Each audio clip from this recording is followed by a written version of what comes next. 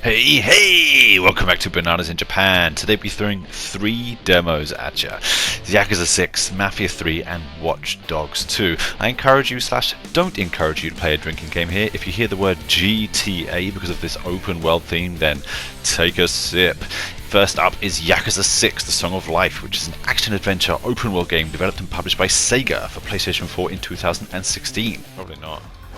I've got one side quest which goes into Sega. Holy As you'd expect from the 7th main game in the series, the formula is relatively unchanged. The environments are incredibly realistic and very detailed, and the action is still the over-the-top arcade ragdoll physics action.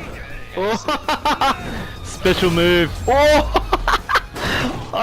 This game is humorous and entertaining to watch, but not as equally as fun to play. The environment is very detailed and there are lots of mini-games, so credit to it, but the fighting is boring, and from this demo at least, the story is unapproachable for newcomers. It's almost like it would make a great YouTube video. She's stripping! And he's asking, what do I do now? Live chat is amazing. This is the kind of shit that I love, where you can do stuff that you don't need to. It's completely random. Yeah.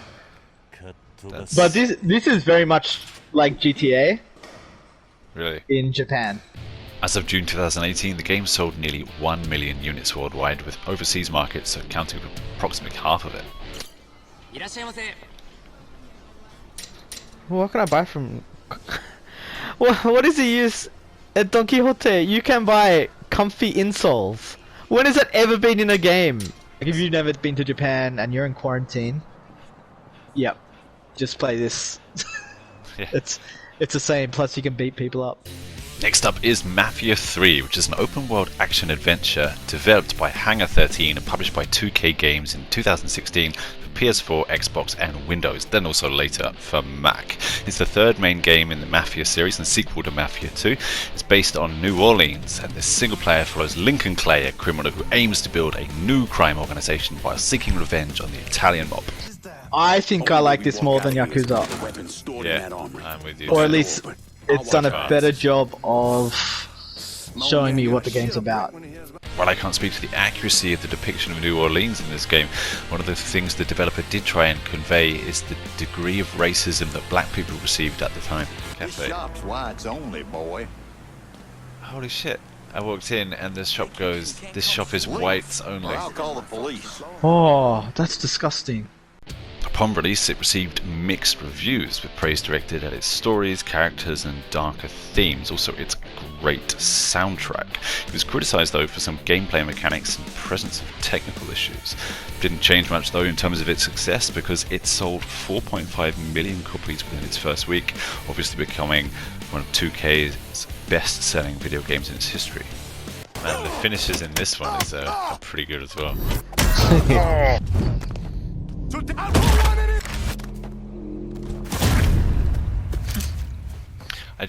I did a rock bottom, but it was on a sofa, so I'm not quite sure how that would have killed him. It's bloody amazing.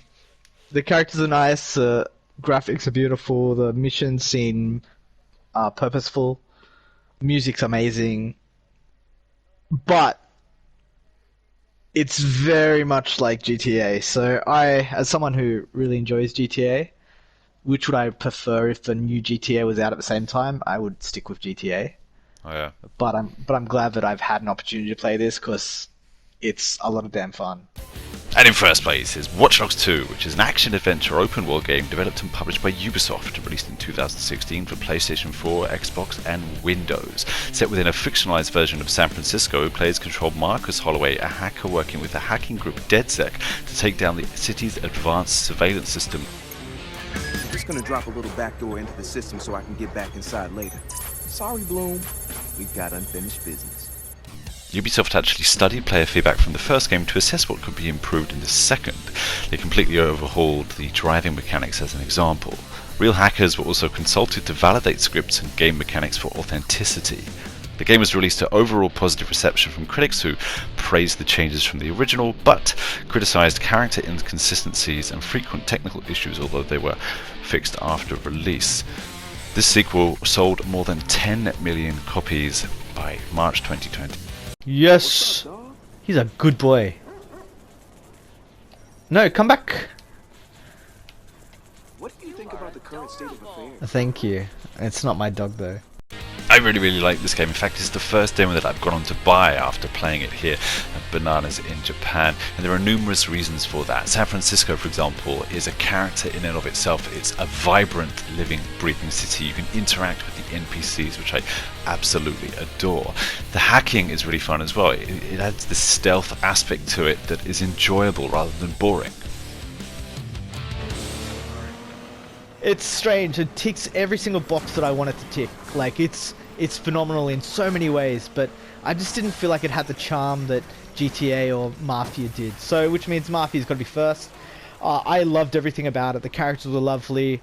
The demo was great. It got you straight into the action, and I thoroughly enjoyed it. So, I urge you to put Mafia 3 first, but I'm pretty sure you're just going to be a dick and put something crap first.